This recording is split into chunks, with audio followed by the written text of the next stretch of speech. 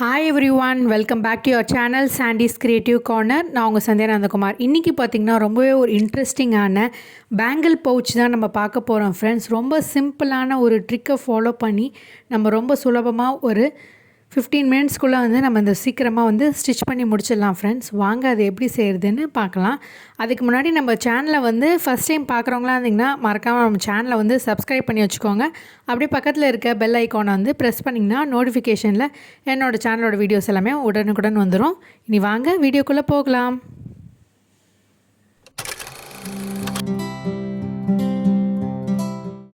இன்றைக்கி இந்த bangle pouch ready பண்ணுறதுக்காக நான் ஒரு ப்ளவுஸ் மெட்டீரியல் கிளாத் தான் எடுத்திருக்கேன். அதுக்கப்புறம் இன்டர்ஃபேஸிங்காக ஒரு கேரி பேக்கும், அப்புறம் லைனிங்க்கு இந்த மாதிரியான ஒரு லைனிங் ப்ளவுஸ் மெட்டீரியலும் எடுத்திருக்கேன் ஃப்ரெண்ட்ஸ். இதை வச்சு தான் நம்ம இன்றைக்கி சூப்பரான ஒரு பேங்கிள் பவுச் ரெடி பண்ண போகிறோம். இப்போ ஃபஸ்ட்டு இதோடைய மெஷர்மெண்ட் என்னான்னு பார்த்துடலாம். லென்த்து பார்த்திங்கன்னா 9 இன்ச்சஸும், பிரெத்து பார்த்திங்கன்னா உங்களுக்கு 24 இன்ச்சஸும் அளவுக்கு நான் கிளாத்தை கட் பண்ணி வச்சுருக்கேன். இந்த 3 கிளாத்துமே இதே சைஸ் தான் இருக்கணும் ஃப்ரெண்ட்ஸ். அடுத்ததாக நம்ம என்ன பண்ண போகிறோன்னா, இதை ஒரு பெல் பின் செக்யூர் பண்ணிவிட்டு கம்ப்ளீட்டாக நம்ம தையல் போட போகிறோம். 4 பக்கமும் ஸ்டிச் பண்ணிவிட்டு எப்படி இருக்குன்றதை காட்டுறேன். இந்த 3 கிளாத்தையும் சேர்த்து நம்ம 4 பக்கமும் ஸ்டிச் பண்ணிடணும் ஃப்ரெண்ட்ஸ். இப்போ பார்த்திங்கன்னா நான் கம்ப்ளீட்டாக ஸ்டிச் பண்ணி முடிச்சிட்டேன். ஸ்டிச் பண்ணதுக்கப்புறம் இப்படி தான் இருக்கும். அடுத்தது பார்த்திங்கன்னா நம்ம மெஷர் பண்ணி இந்த கிளாத்தை கட் பண்ண வேண்டியது தான். இப்போ பார்த்திங்கன்னா நான் பிரெத் பார்த்திங்கன்னா ஒரு 16 இன்ச்சஸ் மார்க் பண்ணிவிட்டு இந்த பக்கம் உள்ள கிளாத்தை மட்டும் நம்ம கட் பண்ணி எடுக்க போகிறோம். இதை அப்படியே கட் பண்ணிவிட்டு உங்களுக்கு காட்டுறேன் எப்படி இருக்குன்னு. இப்போ பார்த்திங்கன்னா கட் பண்ணியாச்சு. இப்போ இந்த கிளாத்தை அப்படியே இருக்கட்டும். இப்போ இந்த இடத்துல நம்ம ஜிப்பு வச்சு தைக்க போகிறோம் ஃப்ரெண்ட்ஸ். இந்த ஜிப்பு பார்த்திங்கன்னா உங்களுக்கு எவ்வளோ மெஷர்மெண்ட் நான் சொல்கிறேன் பாருங்கள். இது பார்த்திங்கன்னா 16 இன்ச்சஸ் இருக்குது. இப்போ நம்ம இந்த இடத்துல மெஷர் பண்ணி கட் பண்ண போகிறோம். இந்த இடத்துல பார்த்திங்கன்னா ஒரு 3 இன்ச்சஸ் அளவுக்கு கம்ப்ளீட்டாக மார்க் பண்ணிவிடுங்க. இந்த மாதிரி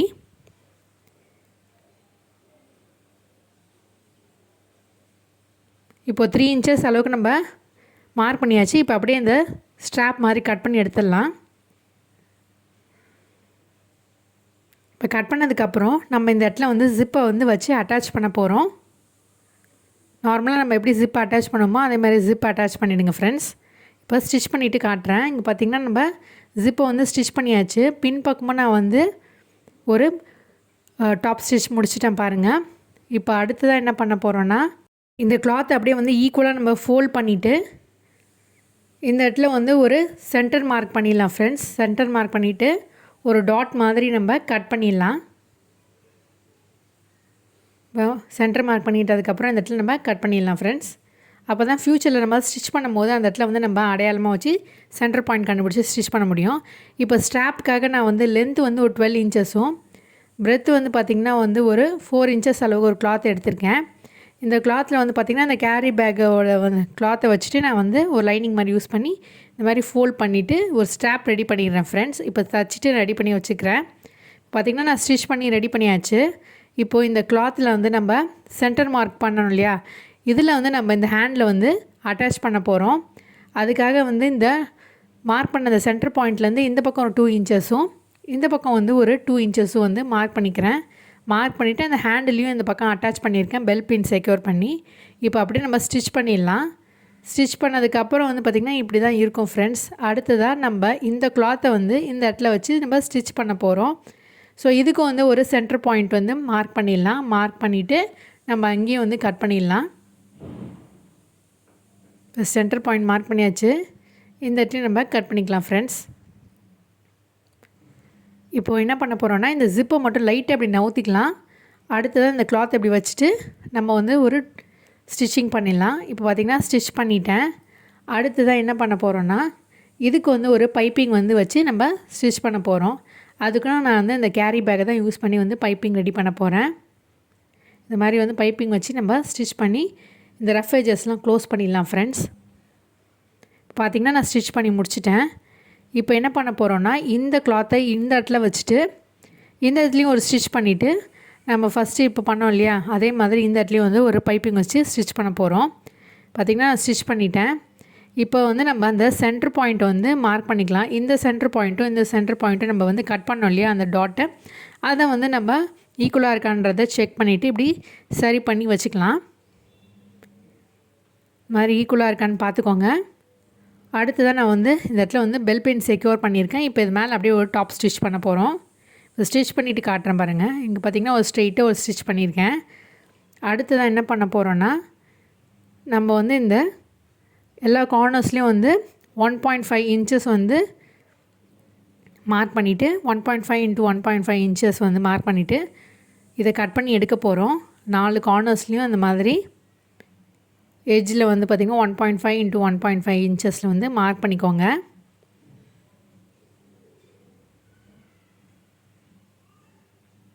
மார்க் பண்ணிவிட்டு நம்ம இதை கட் பண்ணி எடுக்க வேண்டியது தான்.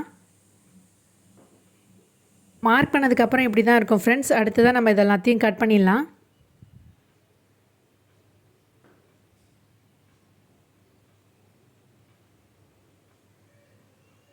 இந்த மாதிரி நம்ம 4 பக்கமும் கட் பண்ணதுக்கப்புறம் இப்படி தான் இருக்கும் ஃப்ரெண்ட்ஸ். இப்போ என்ன பண்ண போகிறோன்னா, இந்த ரஃப் எட்ஜஸ் இருக்குல்ல, இதுக்கு வந்து ஒரு பைப்பிங் வந்து நம்ம ஸ்டிச் பண்ணிடலாம் ஃப்ரெண்ட்ஸ்.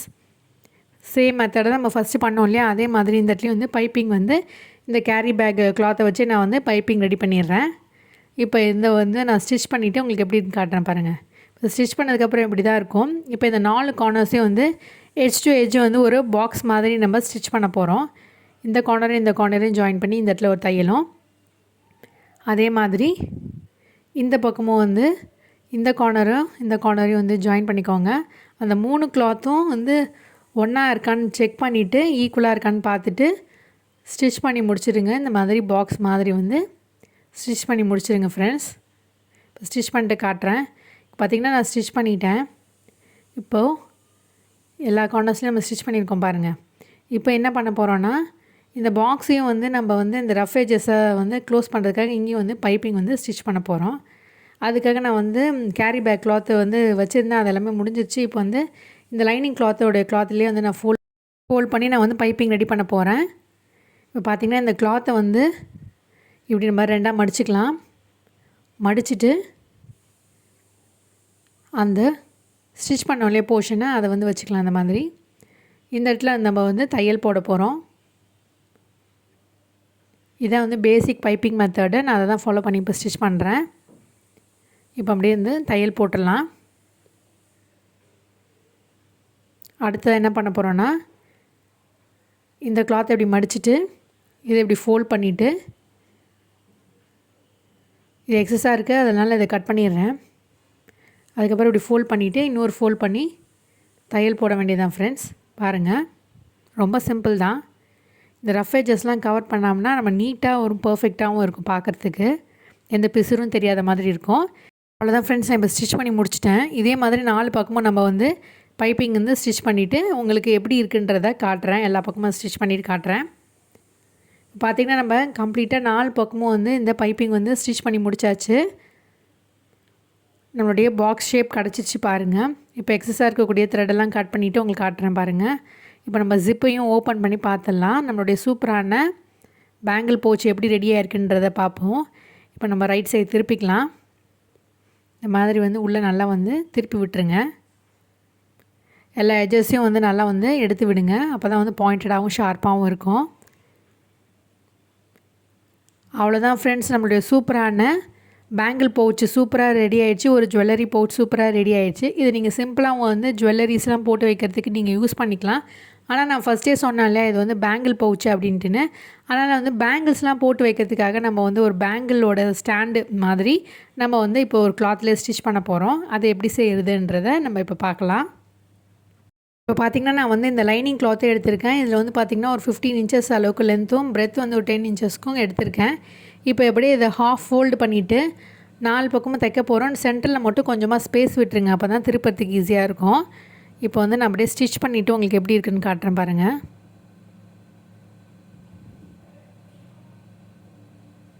இப்போ ஸ்டிச் பண்ணதுக்கப்புறம் எப்படி தான் இருக்கும் ஃப்ரெண்ட்ஸ். சின்னதாக ஒரு ஸ்பேஸ் வச்சுருந்தாலே ஓப்பனிங்க, அது வழியாக நம்ம கிளாத்தை திருப்பிக்கலாம்.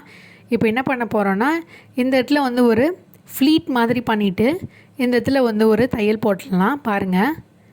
அப்போ தான் வந்து ஒரு பால் எண்டு மாதிரி இருக்கும். அதனால தான் நம்ம வந்து இந்த இடத்துல ஒரு ஃப்ளீட் மாதிரி க்ரியேட் பண்ணிவிட்டு நம்ம மிஷின்லேயே வந்து ஸ்டிச் பண்ணுறோம். நீங்கள் ஹேண்ட் ஸ்டிச் கூட வந்து பண்ணிக்கலாம்.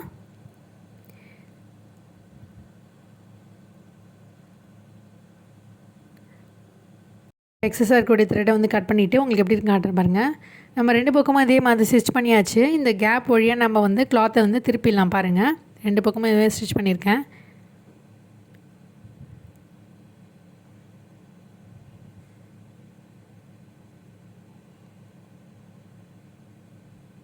சின்னதாக வந்து சுருக்கு மாதிரி இருக்குது பாருங்கள். இப்போ என்ன பண்ண போகிறோன்னா இந்த ஓப்பனிங் வழியாக நம்ம வந்து இந்த காட்டன் கிளாத்தை வந்து இதுக்குள்ளே அட்டாச் பண்ணிக்க போகிறோம். அது எப்படி செய்கிறதுன்றதை பார்க்கலாம். இந்த மாதிரியான டெடி பேரில் இருக்கக்கூடிய அந்த ஸ்பாஞ்சு ஃபேப்ரிக் காட்டன் தான் நான் எடுத்திருக்கேன். இது வந்து பார்த்திங்கன்னா இந்த ஃபைபர் கிளாத் மாதிரி இருக்கும், அந்த கிளாத்தை தான் நான் எடுத்திருக்கேன். உங்கள்கிட்ட வந்து வேஸ்ட்டாக இருக்கக்கூடிய கிளாத் ஏதாச்சும் பிட்ஸ் அண்ட் பீசஸாக இருந்ததுன்னா அதை கூட நீங்கள் போட்டுக்கலாம். நான் வந்து பழைய டெடி பேர்லேருந்து எடுத்த இந்த காட்டன் கிளாத்தை தான் நான் வந்து யூஸ் பண்ணுறேன். இதை வந்து கம்ப்ளீட்டாக இது ஃபுல்லாக வந்து அடைச்சிடுங்க. அதுக்கப்புறம் இந்த ஓப்பனிங்கை நம்ம அப்படியே ஸ்டிச் பண்ணிடலாம் ஃப்ரெண்ட்ஸ். இப்போ ஸ்டிச் பண்ணிவிட்டு காட்டுறேன் பாருங்கள் எப்படி இருக்குன்ட்டுன்னு. சிம்பிளாக நம்ம அப்படியே வந்து இப்படி வச்சு ஃபோல்ட் பண்ணி ஸ்டிச் பண்ண வேண்டியது தான். இப்போ ஸ்டிச் பண்ணிட்டு எப்படி காட்டுறேன் பாருங்கள். அவ்வளோதான் ஃப்ரெண்ட்ஸ், நம்ம இந்த இடத்துல ஸ்டிச் பண்ணி முடிச்சாச்சு. இந்த கேப்பையும் நம்ம கம்ப்ளீட்டாக க்ளோஸ் பண்ணியாச்சு பாருங்கள். இப்போ அப்படியே லைட்டாக வந்து உருட்டி விடுங்க. இப்போ வந்து உங்களுக்கு புரிஞ்சிருக்கும்னு நினைக்கிறேன். இதுக்குள்ளே தான் நம்ம வந்து பேங்கிள்ஸ்லாம் வந்து போட்டுட்டு அந்த பவுச்சுக்குள்ளே வைக்க போகிறோம். ஸோ வாங்க அது எப்படி பார்க்கலாம். இப்போ இந்த பேங்கிள் ஹோல்டரை வந்து இந்த ஜுவல்லரி பவுச்சில் வச்சுட்டேன் பாருங்கள். இதை வந்து நீங்கள் ஒரு ஜுவல்லரி பவுச்சாகவும் யூஸ் பண்ணிக்கலாம், இல்லை ஒரு பேங்கிள் ஹோல்டர் பவுச்சாகவும் யூஸ் பண்ணிக்கலாம். எல்லாமே உங்களோட இஷ்டம் தான் ஃப்ரெண்ட்ஸ். இப்போ நம்ம சிம்பிளாக எப்படி வந்து பேங்கிள்ஸ்லாம் ஆர்கனைஸ் பண்ணி வைக்கிறது அப்படின்றத காட்டுறேன். இந்த பேங்கிள் ஹோல்டரை நம்ம எடுத்துகிட்டு அழகாக வந்து நம்மளுடைய பேங்கிள்ஸ்லாம் அரேஞ்ச் பண்ணி வச்சுக்கலாம். நீங்கள் ட்ராவல் டைமில் போகும்போது வந்து ஏதாவது வந்து ஒரு மேரேஜ் ஃபங்க்ஷன்லாம் போகும்போது நிறைய பேங்கிள்ஸ்லாம் எடுத்துகிட்டு போக மாதிரி இருக்கும். அந்த மாதிரி சமயத்தில் நீங்கள் அழகாக இந்த பேங்கிள் ஹோல்டரில் போட்டுட்டு இந்த பவுச்சில் கேரி பண்ணிங்கன்னா ரொம்பவே ஈஸியாக இருக்கும். அது மட்டும் இல்லாமல் நீங்களே அழகாக வீட்டில் ரெடி பண்ணி வச்சுக்கிட்டிங்கன்னா உங்களுடைய பேங்கிள்ஸ்லாம் நீங்கள் அழகாக வந்து ஆர்கனைஸ்டாக வச்சுக்கலாம். கண்டிப்பாக நீங்கள் ட்ரை பண்ணி பார்ப்பீங்கன்னு நினைக்கிறேன் ஃப்ரெண்ட்ஸ். இந்த மாதிரியான பேங்கிள் ஜுவல்லரி பவுச்சு நீங்கள் ரெடி பண்ணி உங்கள் ஃப்ரெண்ட்ஸ் அண்ட் ஃபேமிலி மெம்பர்ஸ்க்கு கூட கிஃப்ட் பண்ணி அசத்தலாம், ரொம்பவே லைக் பண்ணுவாங்க. ஐ ஹோப் இந்த ஐடியா உங்களுக்கு கண்டிப்பாக பிடிச்சிருக்கும். நம்ம வந்து ரொம்பவே ஒரு சிம்பிளான ஈஸியான ட்ரிக்கை ஃபாலோ பண்ணி பேங்கிள் பவுச் நம்ம ரெடி பண்ணிடலாம். இதுக்கு நம்மளுக்கு ஜிப் இருந்தால் போதும். அதுக்கப்புறம் வந்து பார்த்திங்கன்னா ஏதாவது இந்த மாதிரியான லெஃப்ட் ஓவர் ப்ளவுஸ் மெட்டீரியல் இருந்தால் போதும், அழகாக நம்ம ரெடி பண்ணிடலாம். இல்லைன்னா நீங்கள் வந்து ஏதாவது ஒரு கோல்டன் கலர் துப்பட்டா இந்த மாதிரிலாம் வச்சுருந்திங்கன்னா இந்த ஷால் துணிலாம் இருக்கும் இல்லையா, அதில் கூட நீங்கள் அழகாக வந்து ஸ்டிச் பண்ணலாம். ரொம்பவே கலர்ஃபுல்லாகவும் அழகாகவும் இருக்கும். ஹோப் இந்த ஐடியாவை நீங்கள் கண்டிப்பாக ட்ரை பண்ணி பார்த்துட்டு எப்படி இருக்குன்னு வேல்யூபிளான கமெண்ட்டை வந்து கமெண்ட் செக்ஷனில் கமெண்ட் பண்ணுங்கள். இந்த வீடியோ உங்களுக்கு பிடிச்சிருந்தா லைக் பண்ணுங்கள், ஷேர் பண்ணுங்கள், சப்ஸ்கிரைப் பண்ணுங்கள். மீண்டும் ஒரு இன்ட்ரெஸ்டிங்கான ஐடியாவோட உங்களை சந்திக்கும் வரை until then it's me signing off. Take care. Bye.